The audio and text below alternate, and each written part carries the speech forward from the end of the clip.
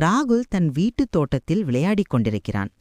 அப்போது ஒரு வினோதமான மரத்தின் மீது அமர்ந்திருக்கும் அழகிய கிளி ஒன்று அவனது கண்ணில் படுகிறது. கிளி ராகுலை பார்த்து, "வணக்கம் ராகுல், நான் பட்டு. நான் ஒரு மாயாஜால கிளி" என்று பேசுகிறது. ராகுல் ஆச்சரியப்படுகிறான். மேலும் பட்டுவின் பேச்சை நம்ப மறுக்கிறான்.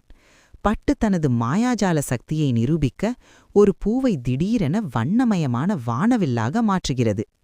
ராகுலும் பட்டுவும் நண்பர்களாகிறார்கள். ஒரு நாள் பட்டு ராகுலிடம் ஒரு ரகசியத்தை சொல்கிறது. இந்த காட்டுக்கு நடுவில் ஒரு மந்திரவாதி இருக்கிறாராம். அவர் ஒரு ரகசியமான பொக்கிஷத்தை பாதுகாத்து வருகிறார். ஆனால் அந்த பொக்கிஷம் தவறான கைகளுக்கு போனால் ஆபத்து என்கிறது. ராகுலுக்கு அந்த பொக்கிஷத்தை பார்க்க ஆசை.